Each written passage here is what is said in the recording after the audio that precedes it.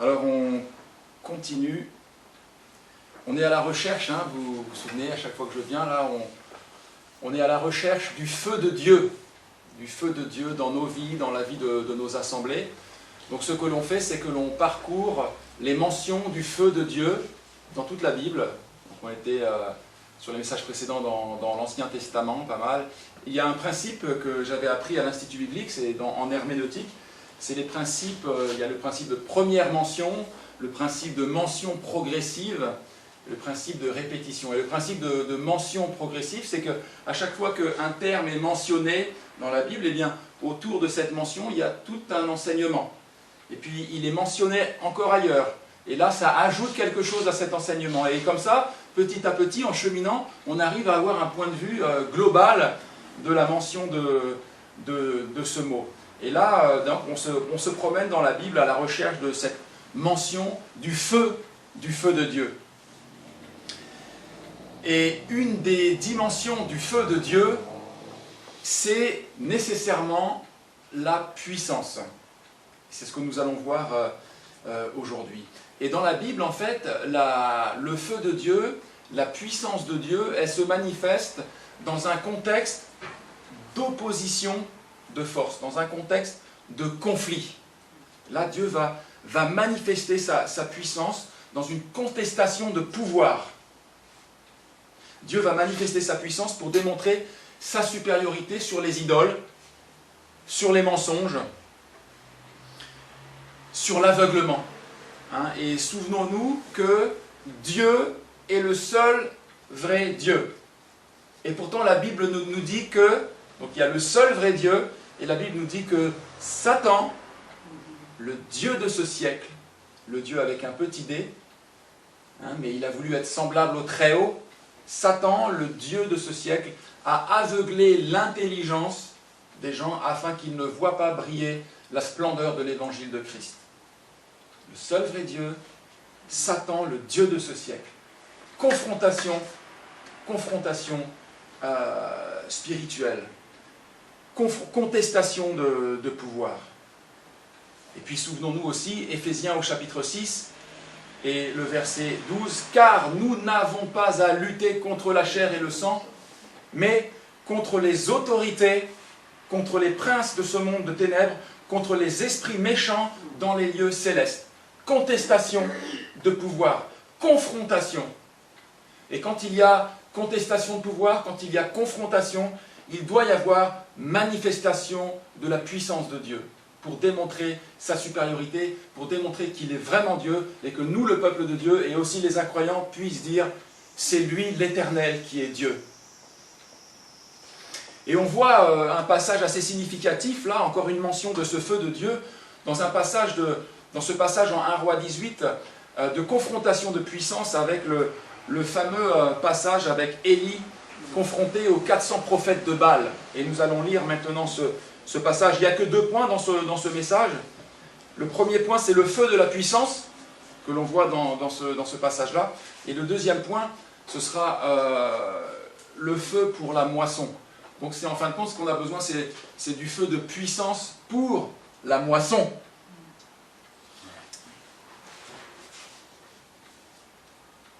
Un roi au chapitre 18, à partir du verset 20. Akab, donc un roi d'Israël, un mauvais roi d'Israël, marié avec la fameuse Jézabel, adoratrice des Baals et des Astartés.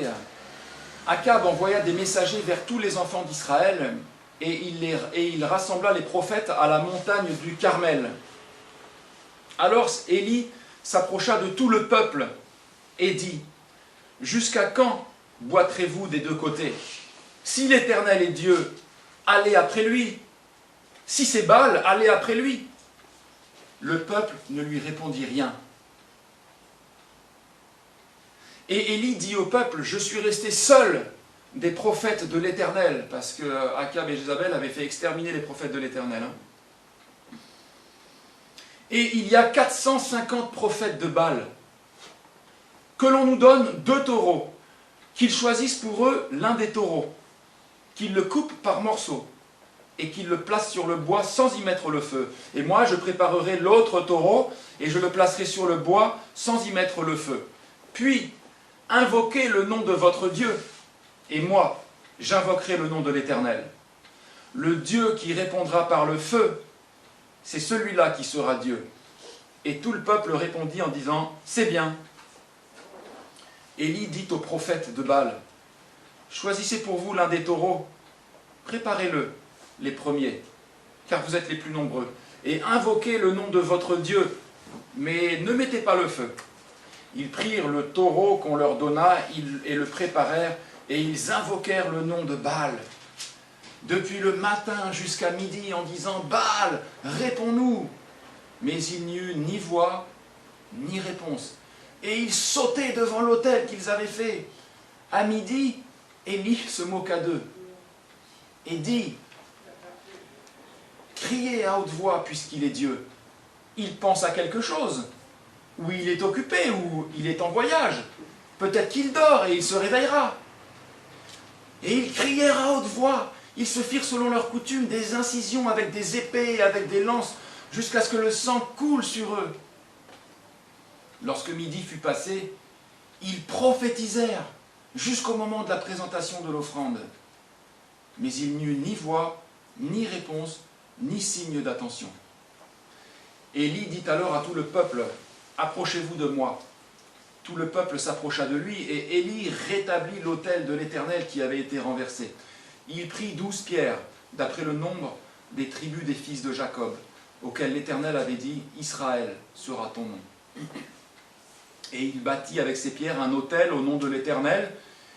Il fit autour de l'autel un fossé de la capacité de 2 mesures de semences. Il arrangea le bois, coupa le taureau par morceaux et le plaça sur le bois. Puis il dit, « Remplissez d'eau 4 cruches et versez-les sur l'holocauste et sur le bois. » Il dit, « Faites-le une 2e fois. » Et ils le firent une 2e fois. Il dit, « Faites-le une 3e fois. » Et ils le firent une 3e fois. L'eau coula autour de l'autel et l'on remplit aussi d'eau le fossé. Vous voyez ici, il imbibe en fait le sacrifice d'eau pour que ça ne puisse pas prendre feu. Verset 36, au moment de la présentation de l'offrande, Élie le prophète s'avança et dit, « Éternel, Dieu d'Abraham, d'Isaac et d'Israël, que l'on sache aujourd'hui que tu es Dieu en Israël, que je suis ton serviteur et que j'ai fait toutes ces choses par ta parole. Réponds-moi, Éternel, réponds-moi afin que ce peuple reconnaisse que c'est toi l'Éternel qui est Dieu et que c'est toi qui ramènes les cœurs. » Et le feu tomba, et il consuma l'holocauste, le bois, les pierres et la terre, et il absorba l'eau qui était dans le fossé. Quand tout le peuple vit cela, ils tombèrent sur leur visage et dirent, « C'est l'Éternel qui est Dieu, c'est l'Éternel qui est Dieu. » Saisissez les prophètes de Baal, leur dit Élie, qu'aucun d'eux n'échappe, et ils les saisirent. Élie les fit descendre au torrent de Kison, où il les égorgea. Waouh! Alors, qui ne connaît pas la confrontation d'Élie avec les prophètes de Baal?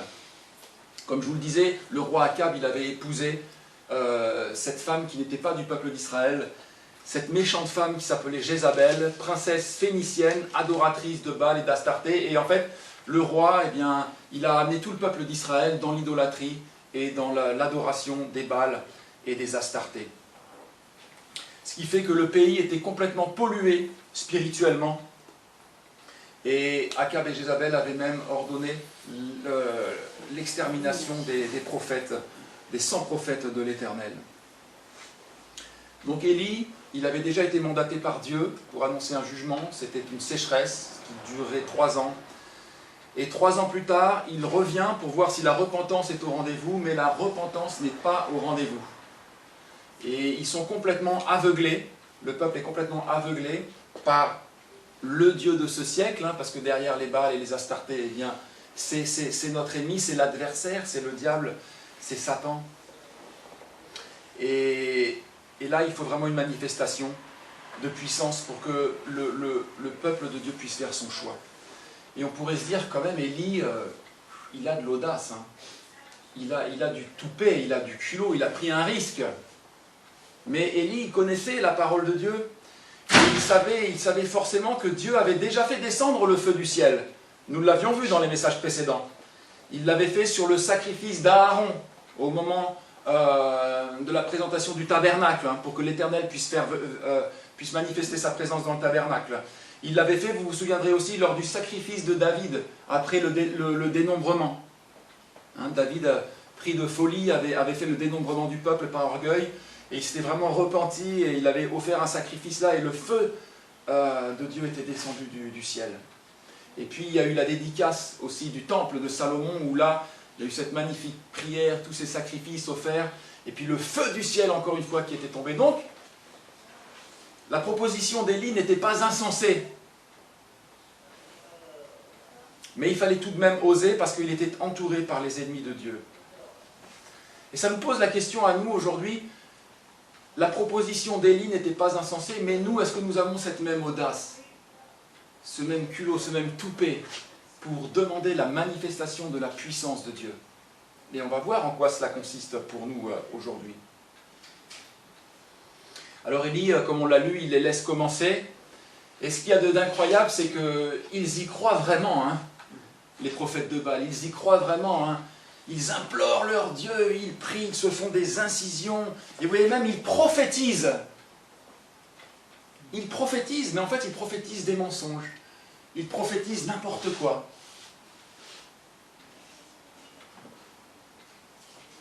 Et Élie se moque d'eux.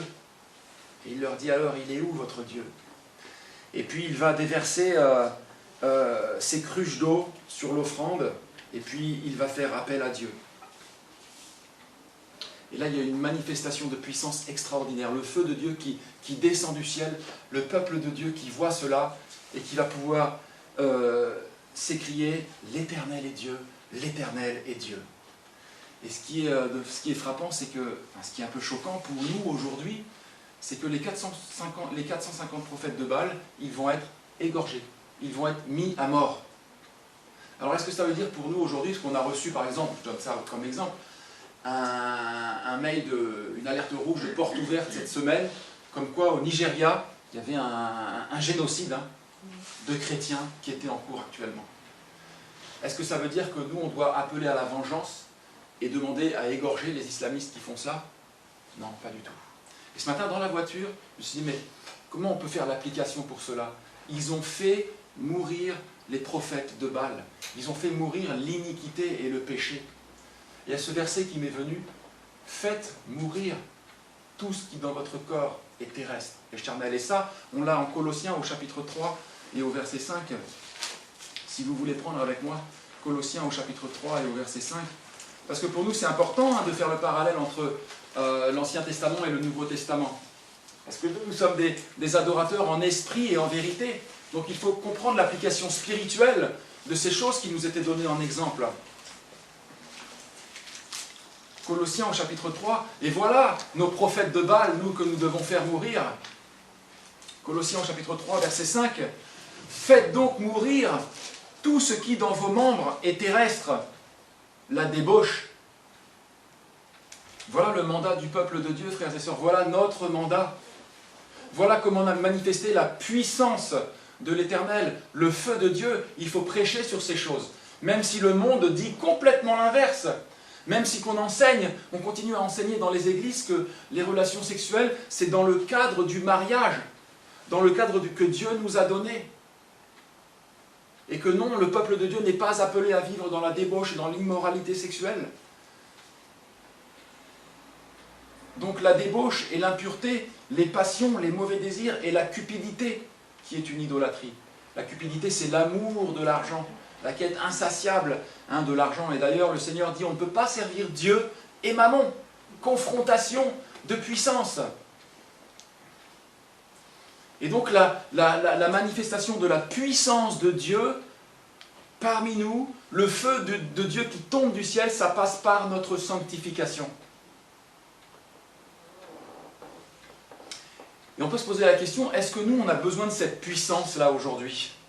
Comme eux, ils en avaient besoin à l'époque, et il y a eu cette manifestation extraordinaire de la puissance de Dieu. Est-ce que nous, on en a besoin aujourd'hui? Mais je dirais que Plus que jamais aujourd'hui, on est exposé à une puissance d'égarement, aux idoles, aux mensonges des faux prophètes d'aujourd'hui, à la propagande qui nous est distillée aujourd'hui dans les médias, dans les informations, par toutes les lois qui sont votées et qui sont complètement et quasiment systématiquement anti-Dieu. Et j'en prends à témoin les nouvelles que le Gilbert nous envoie, là, du CPDH, le comité protestant et évangélique pour la dignité humaine.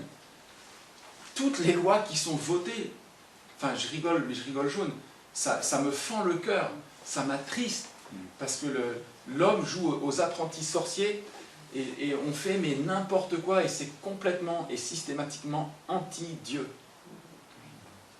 Et c'est au mépris du droit de l'enfant, de l'intérêt des enfants, c'est une catastrophe. Moi qui est une petite de 4 ans, je pleure. Je pleure pour les enfants qui vont venir au monde dans des conditions familiales immorales, honteuses, où ils ne pourront jamais connaître leur papa. Enfin bon, bref, je passe les détails. Et aujourd'hui, tout cela, on nous fait passer cela par la propagande, par les faux prophètes de notre génération, pour le bien, pour le progressisme, pour l'humanisme. Tandis que nous sommes appelés archaïques, conservateurs, fondamentalistes, ou je ne sais quoi, ou je ne sais quel iste. Intégriste. Confrontation de puissance. Le monde veut nous imposer des pratiques morales étrangères, ridiculiser notre Dieu, tenter de nous marginaliser. Pourquoi au final? Pour nous faire taire. Pour que nous fermions nos bouches. Et pour que Satan puisse tranquillement continuer à aveugler l'intelligence afin qu'il ne voit pas briller la splendeur de l'évangile de Christ.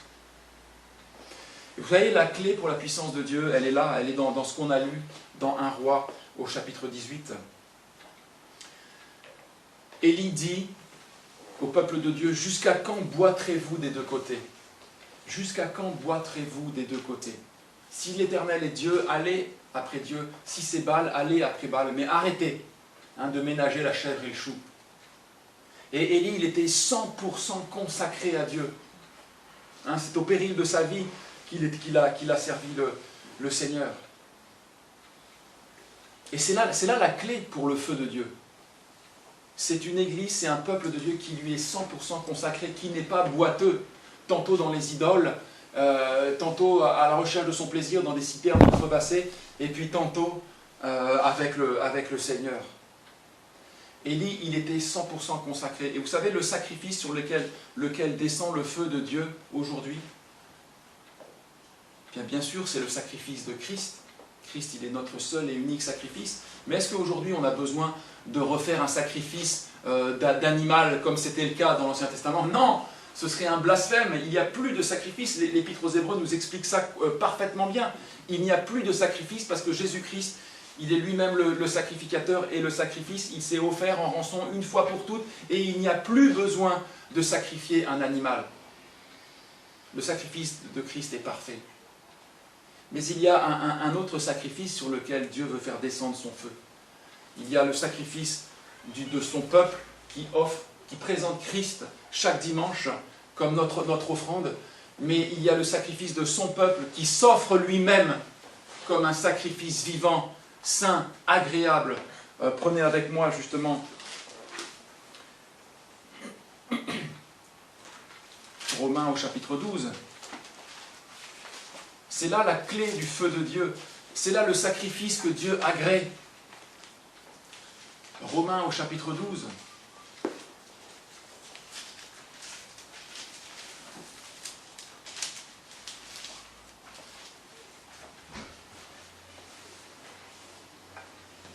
Vous y êtes? Oui. Romains au chapitre 12. Voilà le sacrifice sur lequel Dieu va faire tomber le feu de son approbation. Le feu de Dieu, le feu du réveil, le feu de tout ce que vous voulez.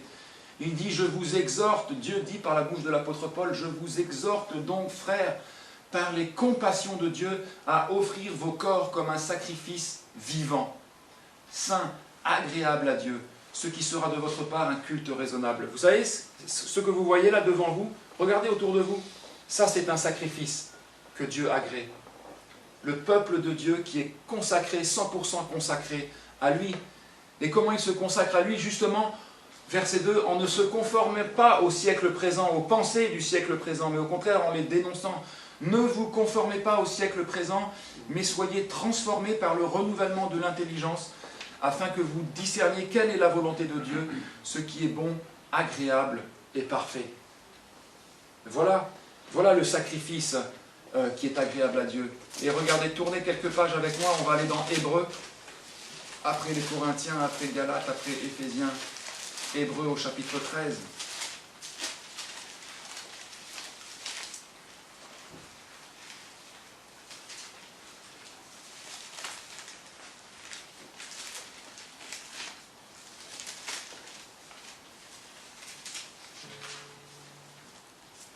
Hébreux au chapitre 13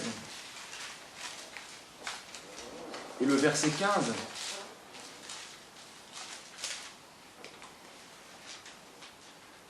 Par lui, donc par Jésus-Christ, offrons sans cesse à Dieu un sacrifice de louange, c'est-à-dire le fruit de lèvres qui confessent son nom. Et n'oubliez pas la bienfaisance, c'est-à-dire les bonnes œuvres, d'aimer notre prochain, d'aider, d'écouter, et la libéralité, c'est aussi cela qui fait descendre le feu de Dieu sur son assemblée, sur les frères, c'est la libéralité, c'est de pouvoir soutenir financièrement l'œuvre de Dieu, car c'est à de tels sacrifices que Dieu prend plaisir. Alors voilà, on a là tous les éléments pour comprendre comment faire tomber le feu de Dieu sur notre assemblée, pour que cette église de Rochefort et toutes les églises de France et de Navarre et d'ailleurs puissent rayonner en étant 100% consacrés à Dieu, en offrant nos corps comme un sacrifice vivant, ce qui sera de notre part un culte raisonnable, en offrant le fruit de lèvres qui confessent son nom, c'est-à-dire en louant le Seigneur, en parlant de lui, en proclamant son évangile. Ça appelle le feu de Dieu. Et Satan, lui, veut nous faire taire. Mais donnons à notre génération, à toute notre génération, de croire que c'est l'Éternel qui est Dieu. Et puis la manifestation de puissance, encore une fois, on pourrait dire, mais on veut le feu de Dieu comme dans l'Ancien Testament, on veut voir vraiment littéralement le feu de Dieu descendre. Parce que l'Éternel ne change pas, il est le même hier, aujourd'hui et éternellement. On prend souvent ce verset pour faire dire n'importe quoi à la parole de Dieu. Mais aujourd'hui, la puissance de Dieu, elle nous est décrite dans le Nouveau Testament. Pour comment être aussi manifestée. Et là, vous prenez quelques pages avant moi, c'est pas moi qui le dis, c'est la parole de Dieu en 1 Corinthiens.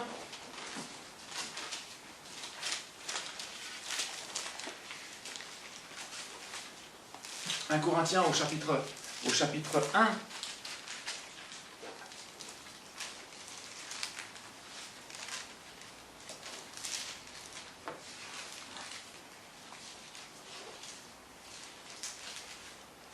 Vous voulez la puissance de Dieu? Est-ce que vous voulez la puissance de Dieu? On veut la puissance de Dieu. On veut la puissance de Dieu. Bien, elle est écrite ici. On vient de voir la puissance de Dieu, c'est un peuple consacré. Un peuple qui s'offre en sacrifice vivant pour son Dieu. Ça, c'est la puissance de Dieu. Et on va voir dans le prochain message que le mot m'échappe. La puissance de Dieu, elle ne peut pas passer sans notre sanctification. Ça, ce sera le prochain message. Mais on en voit les bribes ici. Un peuple 100% consacré, qui ne boite pas des deux côtés. Et puis la puissance de Dieu, elle est là. Il n'y a aucun passage dans le Nouveau Testament qui cumule autant de fois le mot puissance ici. Verset 18, 1 Corinthiens chapitre 1, verset 18, « Car la prédication de la croix est une folie pour ceux qui périssent, mais pour nous qui sommes sauvés, elle est une puissance de Dieu. »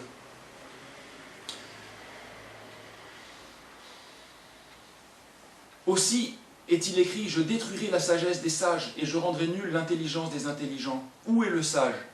Où est le scribe? Où est le raisonneur de ce siècle? Vous savez, c'est tous les prédicateurs dont je vous parlais là. Les prédicateurs, la propagande, les faux prophètes de ce siècle. Dieu n'a-t-il pas convaincu de folie la sagesse du monde? Car puisque le monde, avec sa sagesse, n'a point connu Dieu, il a plu à Dieu dans sa sagesse de sauver les croyants par la folie de la prédication. Comme disait Didier tout à l'heure, le monde il est à bout de souffle. Le monde est essoufflé. On arrive à la fin du matérialisme. Les gens ont cru qu'avec le tout matériel, on allait vraiment être enfin heureux. C'était le modernisme. Plus besoin de la foi, plus besoin de... Le modernisme, on est vraiment heureux. Les progrès de la science, de la médecine, on est vraiment heureux, on a tout ce qu'il nous faut. Et puis en fait, aujourd'hui, on arrive à cela. La médecine nous a montré beaucoup de scandales, les scandales du sang contaminé, tous les scandales du lévothyrox, de tous les médicaments qui sont avérés une catastrophe. Alors, il ne faut pas tout jeter, bien sûr, mais on arrive à un moment où il y a même une défiance envers la médecine. Le matérialisme ne nous rend pas heureux, et on appelle cette période, du coup, le postmodernisme. C'est-à-dire qu'après le matérialisme et le modernisme, en fait, on se rend compte que on n'est toujours pas heureux. Ça va toujours pas bien.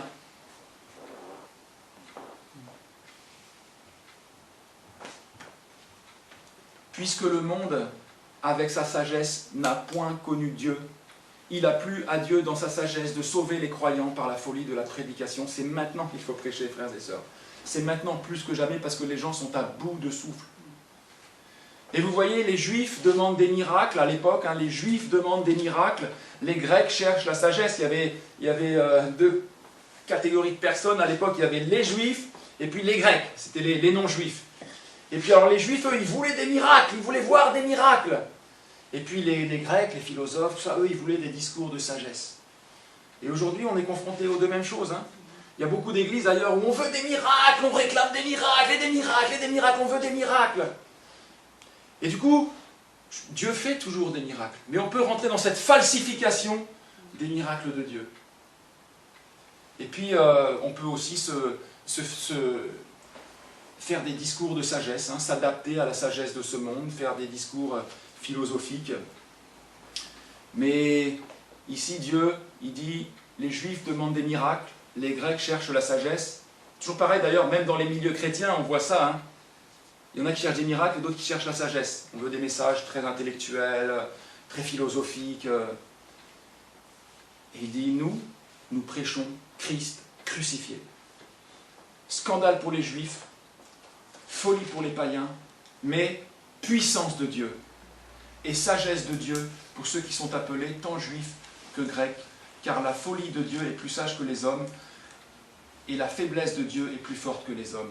Et regardez après au chapitre 2, l'apôtre Paul disait « Pour moi, frères, lorsque je suis allé chez vous, ce n'est pas avec une supériorité de langage ou de sagesse que je suis allé vous annoncer le témoignage de Dieu. Car je n'ai pas eu la pensée de savoir parmi vous autre chose que Jésus-Christ et Jésus-Christ crucifié. Et ma parole et ma prédication ne reposaient pas sur les discours persuasifs de la sagesse, mais sur une démonstration d'esprit et de puissance, afin que votre foi soit fondée non sur la sagesse des hommes, mais sur la puissance de Dieu. Cependant, c'est une sagesse que nous prêchons parmi les parfaits, sagesse qui n'est pas de ce siècle, ni des chefs de ce siècle, qui vont être réduits à l'impuissance. Nous prêchons la sagesse de Dieu, mystérieuse et cachée, que Dieu, avant les siècles, avait prédestinée pour notre gloire. Sagesse qu'aucun des chefs de ce monde n'a connue, de ce siècle n'a connue, car s'il l'avait connue, il n'aurait pas crucifié le Seigneur de gloire. Et ici, le Seigneur nous dit que notre puissance, la puissance de Dieu, on veut le feu de Dieu, eh bien, il faut un peuple sanctifié, consacré. Il faut que le ménage soit fait dans nos vies à tous. Et il faut que nous prêchions inlassablement Jésus-Christ et Jésus-Christ crucifié. Et il faut continuer à rechercher cette plénitude du Saint-Esprit. Et oui, par la véritable plénitude du Saint-Esprit, oui, Dieu peut toujours faire des miracles. Mais c'est lui qui va le faire. Et ce n'est pas nous qui allons faire des miracles en falsifiant les miracles que Dieu peut faire.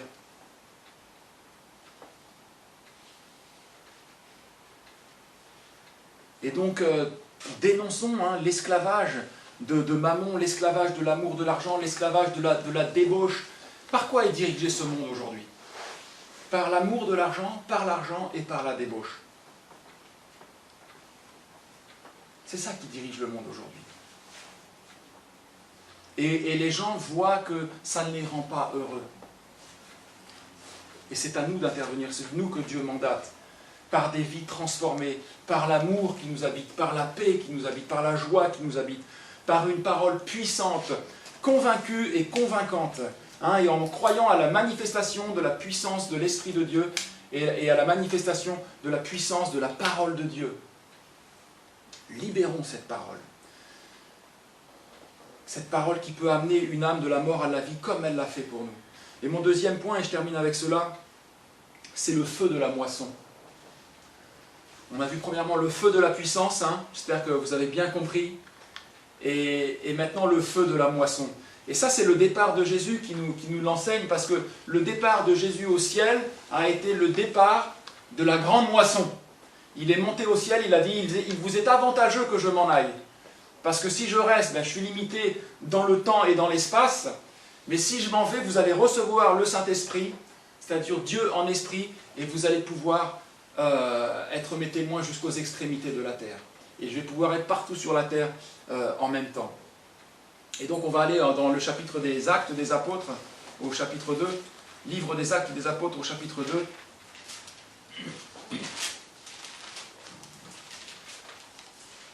C'est le moment où Jésus est monté au ciel, le moment de l'ascension. Donc Jésus est monté au ciel. Après sa résurrection, il a passé 40 jours avec ses disciples à leur parler du royaume de Dieu, à les enseigner, afin qu'ils comprennent. Et puis vient le moment où il doit remonter au ciel.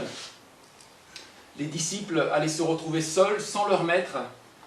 Mais Jésus avait une promesse pour eux. C'est qu'ils devaient aller à Jérusalem, ils devaient prier et ils devaient attendre la puissance de Dieu qui allait descendre du ciel sur eux.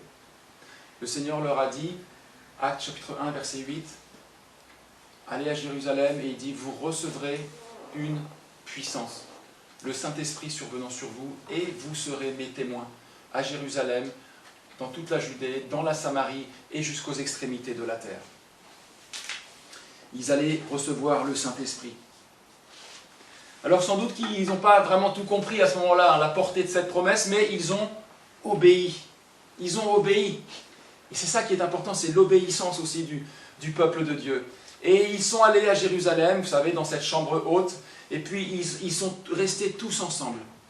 Les 120 là, ils étaient réunis tous ensemble, avec un même cœur, une même âme, une même pensée, et ils cherchaient la gloire de Dieu et la face de Dieu. Ils sont restés ensemble en prière. C'est très très très important. C'est une des clés, je vous l'ai déjà dit, je le redirai encore, c'est le peuple de Dieu qui s'assemble pour crier et demander la plénitude du Saint-Esprit. Je crois, encore une fois, je le rappelle, que quand nous avons cru, nous avons été baptisés du Saint-Esprit, 1 Corinthiens 12, 13. En lui, vous avez cru et vous avez été baptisés du Saint-Esprit. Et vous avez été ajoutés au corps de Christ.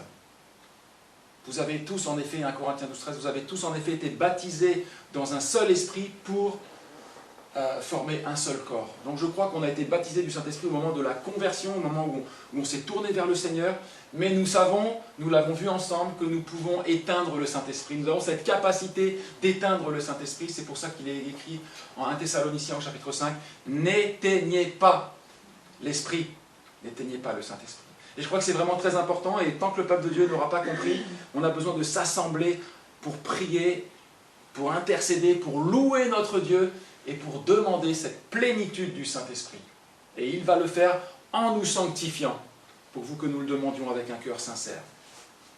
Et le peuple de Dieu, il est là ensemble en prière. À ce moment-là arrivent des pèlerins, ils sont venus pour la fête de la Pentecôte, ils sont venus des nations avoisinantes, et ils sont là, et le Saint-Esprit fait irruption dans le lieu où ils sont assemblés. Des langues de feu, ils sont baptisés, c'est le feu aussi de Dieu qui descend sur eux. Et ils sont baptisés du Saint-Esprit à tel point que les disciples qui sont là, ils se mettent à parler les langues des nations étrangères, les langues de ces Juifs qui sont issus de la diaspora. Et non seulement cela, mais en plus ils vont perdre toute leur timidité. Pierre, qui avait par 3 fois renié le Seigneur, et il avait nié avec imprécation, il avait dit « Je ne connais pas cet homme ». Eh bien Pierre, là, devant ceux-là même qui ont demandé, qui ont crié la crucifixion du Seigneur, il va se lever et il va prêcher Christ crucifié et ressuscité. Et là, manifestation de puissance extraordinaire. Ces paroles vont être saturées de puissance au point que 3000 âmes vont se convertir. Et les gens vont dire, que devons-nous faire pour être sauvés? Et vous savez, à ce moment-là, il y a le feu du Saint-Esprit qui a conduit à une moisson abondante. C'était le début de la grande moisson qui est partie de Jérusalem et qui s'est répandue encore aujourd'hui, 2000 ans après, jusqu'aux confins de la terre, jusqu'aux extrémités de la terre. Et nous avons... Est-ce qu'aujourd'hui, vous croyez qu'on a besoin de ce feu pour pouvoir continuer la moisson? Vous savez, le Seigneur nous donne, peu importe, je dirais peu importe les temps dans lesquels nous sommes. Peut-être nous sommes les appelés de la dernière heure. Nous sommes les appelés pour continuer à glaner des âmes. Le Seigneur nous donne souvent des illustrations de l'agriculture, hein, pour illustrer les réalités spirituelles. Et vous savez, quand il y a le temps des semences, et puis il y a le temps de la croissance, et puis il y a le temps de la moisson. Et aujourd'hui, on le voit aussi. Hein. J'ai des copains qui vont faire du VTT sur l'île de Ré, et puis je les ai croisés une fois ou deux, et ils avaient des sacs à dos, et dans le sac à dos, ils avaient des patates de l'île de Ré. Et en fait, qu'est-ce qui se passe quand il y a la semence? Il y a la moisson, donc ils passent avec les moissonneuses batteuses, etc. Et là, ils moissonnent.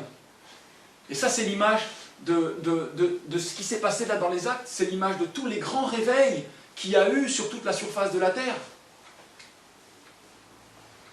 Et actuellement, il y a un réveil aussi, par exemple, en Iran. Il y a encore des moissons.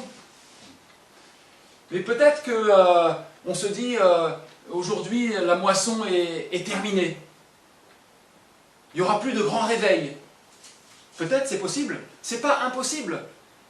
Puisque 2 Thessaloniciens au chapitre 2 nous dit que quand l'Antéchrist va apparaître, il dit, il faut auparavant que l'apostasie soit arrivée.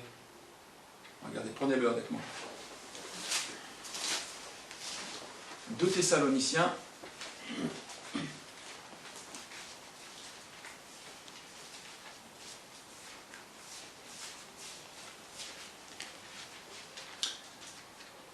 On est tous, quasiment tous, je crois, en train de professer assez régulièrement qu'on est vraiment à la fin des temps, que le Seigneur va bientôt revenir.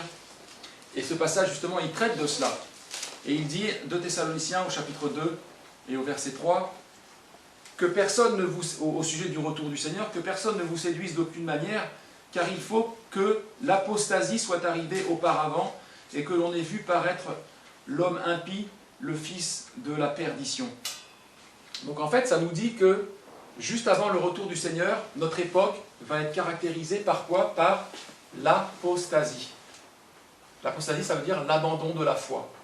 Vous savez, les gens, tu en as parlé Didier ce matin, les gens qui petit à petit quittent la foi, quittent les assemblées. Aux États-Unis, Mark Nelson, donc, qui est américain, me dit qu'il y a 50% des jeunes qui quittent les assemblées, arrivés à l'âge adulte. C'est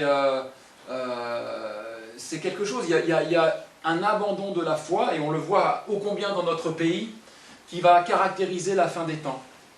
Mais, quand bien même, il n'y aurait plus de grandes moissons, ce que je ne sais pas, mais il reste toujours le glanage. Il reste toujours le glanage. Et tant que le Seigneur n'est pas revenu, ça veut dire qu'il y a toujours des âmes à glaner. Et moi, personnellement, que ce soit pour être participant ou spectateur d'une immense moisson, ou juste de glaner les quelques âmes qui restent, je suis toujours autant motivé.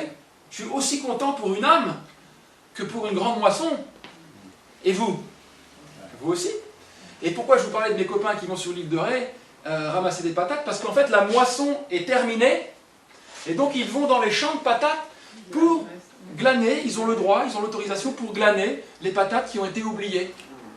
Et ils ont les pommes de terre de l'île de Ré dans leur sac à dos, ils y vont régulièrement et ils mangent les pommes de terre de l'île de Ré qu'ils ont glanées.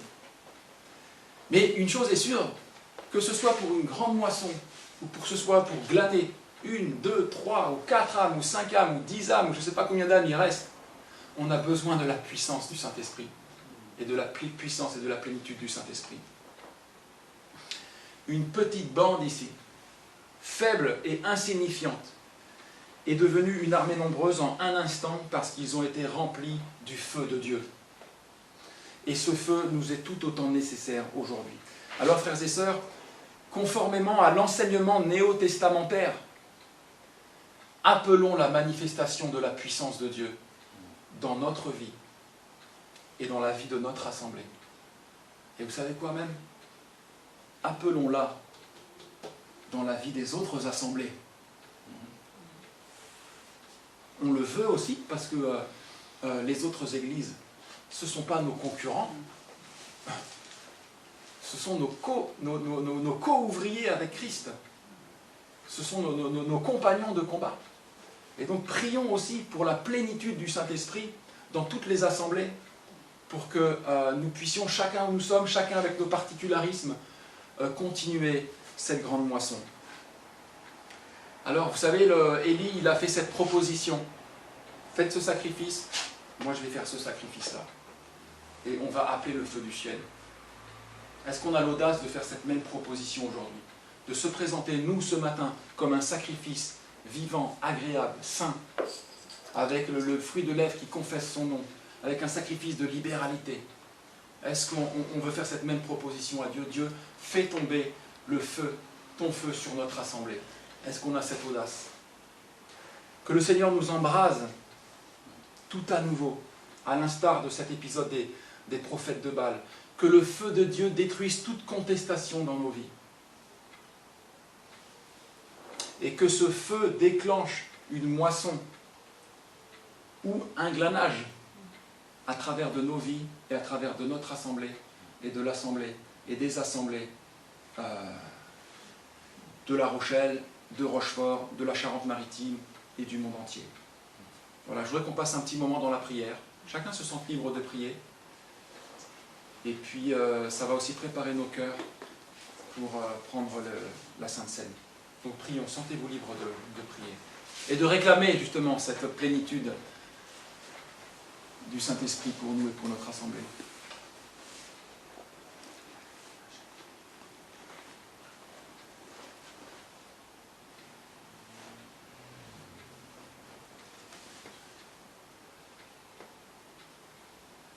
Seigneur notre Dieu, nous sommes là, devant toi, Seigneur. Nous sommes devant toi, devant ta parole. Merci parce qu'en toi, nous avons le Père, le Fils et le Saint-Esprit. Nous avons Dieu, nous avons la parole de Dieu, Jésus-Christ, qui est la parole de Dieu, et nous avons le Saint-Esprit.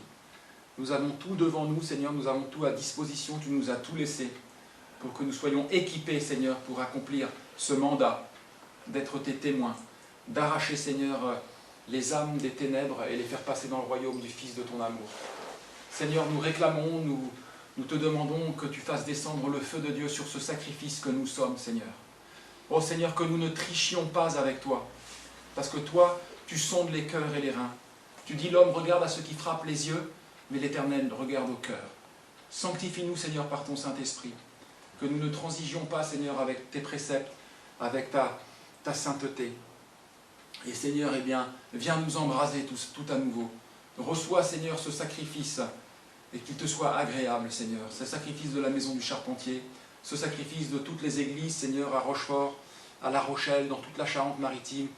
Bénis et visite tous les pasteurs, Seigneur, les familles pastorales, les anciens, Seigneur, les diacres et diaconesses, les membres de chaque église, afin que, Seigneur, que nous puissions être cette lumière au milieu des ténèbres, que nous puissions ne pas nous conformer au siècle présent, Seigneur notre Dieu, mais être transformés par le renouvellement de l'intelligence, que nous puissions déclarer la vérité, Seigneur, à ceux qui sont plongés dans les mensonges, que nous puissions proclamer, Seigneur, ta sainteté, et Seigneur, que les âmes qui sont dans ce post-modernisme, Seigneur, dans cette désespérance, oui, sans espérance et sans Dieu dans le monde, qu'elles puissent crier, c'est l'Éternel qui est Dieu, c'est l'Éternel qui est Dieu. Fais-le, Seigneur notre Dieu, dans notre faiblesse. Nous t'en supplions ensemble en Église, Seigneur, au nom et pour la gloire de Jésus-Christ. Amen. Amen. Amen.